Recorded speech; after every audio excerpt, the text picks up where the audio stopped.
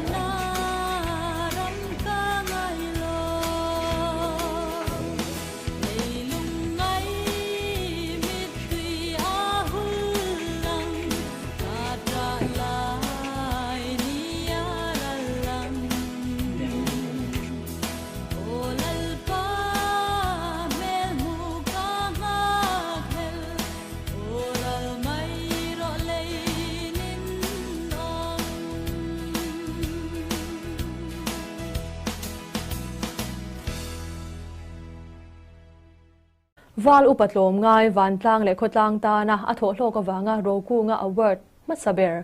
kumsang ni som pariata DAWNGTU pu R.Zaikunga Lunglei chuan tukin khan chatuan ram apana ropui taka thla liamani Rokunga Memorial Society-in Rokunga Award an hlan masakber pu R.Zaikunga hi kumsom ruk pasari mi chau alani a cancer net na awanga hun engemaw chana damlo hnuwa tukin dar nga le achan ve khan chatuan ram apanani pu R.Zaikunga hi MIZO nun zemoi le TLAWMNGAIH na vong DAWNGTU langsar takani a Val Upa engkim fel taka ruahman chin tu ani awangin Lunglawn Branch YMA chuan za takin obi pasari na antihial china Rokunga Award sang ni som pariat hlan ani ma hian Lunglawn tlangwal TLAWMNGAIH ber choi moina chum ni alo dong to a chiani thatni ya michangkai choi moina te Lunglei Times CHANCHIN bu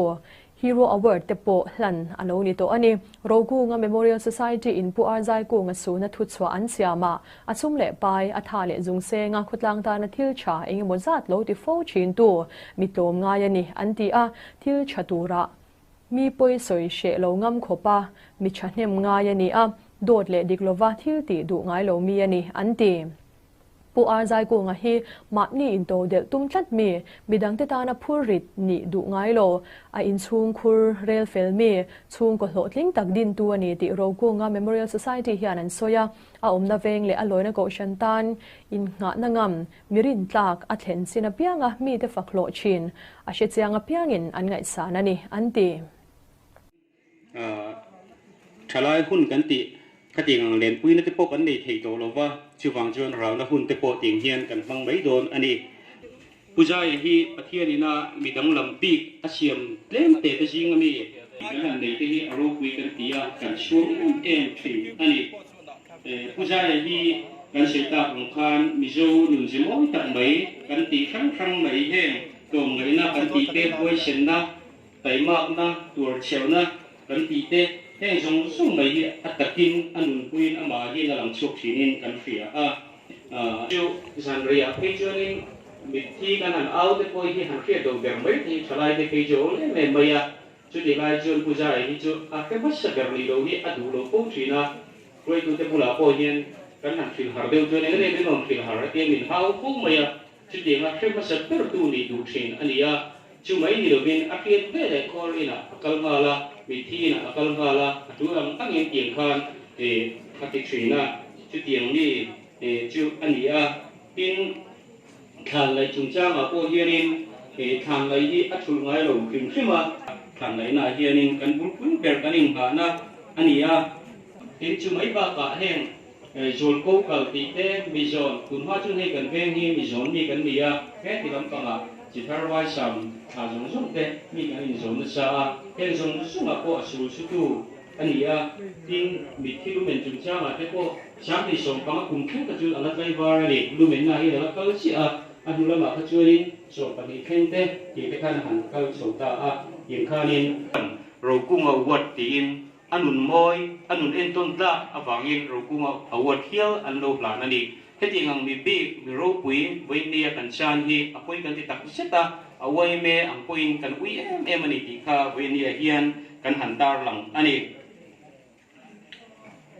tin YMA lama ko hianin khati ngang mi tom ngai MIZO nun sia nun pui tat tu ani awangin YMA nen ai ne lo thei lo wa chu wangin YMA lama te por roi tu ni executive committee member a puning mo chen a han oma chumi nuwa kumsang ni le panga sang ni pali sang ni panga chobe la khan vice president ate omin ting chun akai poile nuaya kan han oma office bearer sa te pok anom tlanga atai mak je te kahria karin zui na sai bema atnung hi kan zui zo lo bani kan room na thale ra tang hian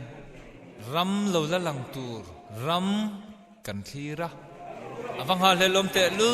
em chumi mun chu khopui moi lalpan min buat sa lalpan itan abuat sai ve em chu khopui moi chu lalpan kan tan min buat sai sakani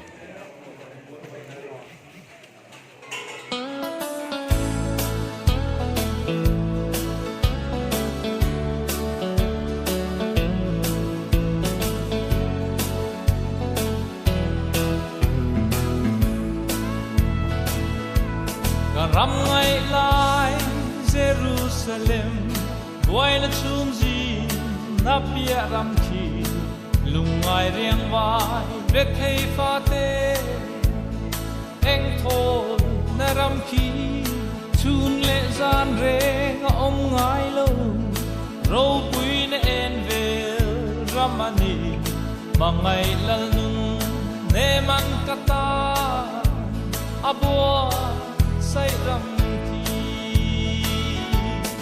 o khopui moi mangai lung du kim la ram tu mitam pu lo beram no me em ve ram moi chu ram ka tak tua lai leng ken e ko beram re hingai lo bin beram no liam nu kha fakin de na tlamoyan sa karum na thlale na tang hianin ram lo la lang tu ram kathira o ka khle khopui moya ka chen ve un tur chu ka dam lai ni te atla kunin beram no liam nu kha fakin di dang lam van num khi changin ne na la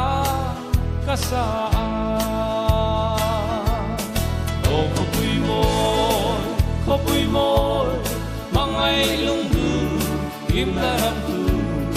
mita pulo beram lo me em beram moi chu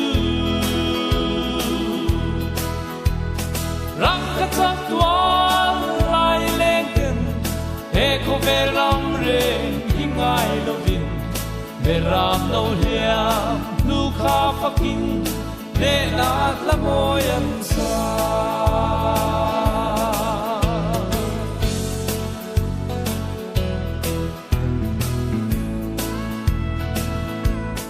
lalpada tu Zion mi Jerusalem apuan chuakha Krista thina le thole na chanchin tha hi ani tu po he tu thunga cheng ta lau tu reng reng kan nei lo ve ku ta sak lo khopui moi khi kan ta na tiama ni o khopui moi mangai lung du kim na ram tu mita pulo beram no me em beram moi chu ram ka chak tua lai lenken e ko beram re hingai lo vin beram no liam nu kha fakin de na tlamoyan sa o khopui moi mangai lung du kim na ram tu mita pulo beram no me em beram moi chu ram ka chak tua lai lenken e ko beram re hingai lo vin beram no liam nu kha fakin de na tlamoyan sa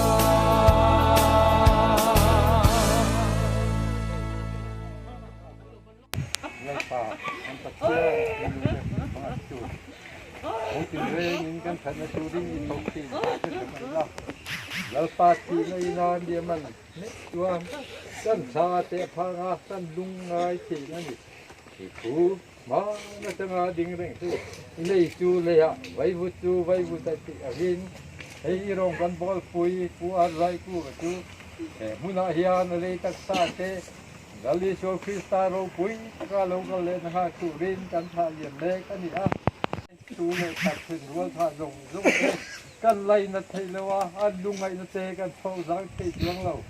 lalpa nang eng kin ti thei chu chuwa i van khabuan na in he ti ne na hong ati boi zong te min khabuan zok la chung ko tin te mi awanga boi e men te po nangin thara vin min ti sak la minom puila min kai huai ze la theng te hian i ram ro pui tak bin kal sa ti tu alo ni thei na turin he thi na hi nangin mal som na han tan tir zo bang te lali suwa bingin kan di le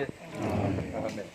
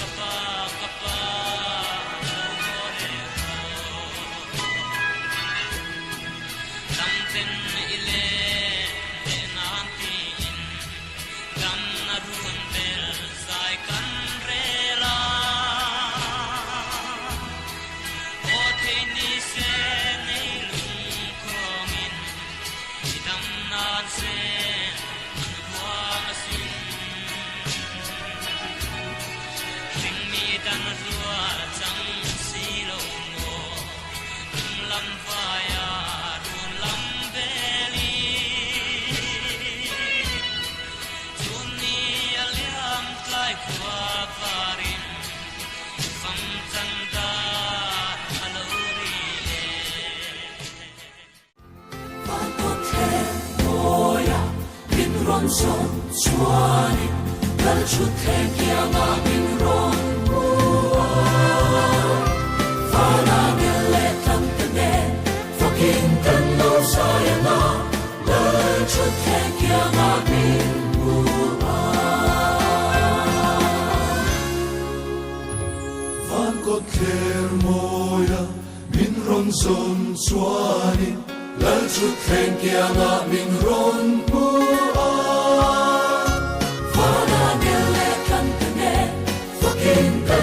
Sayana,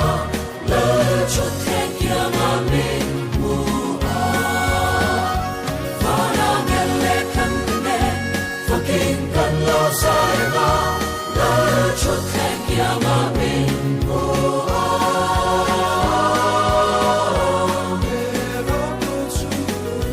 Fucking kan lo sayana,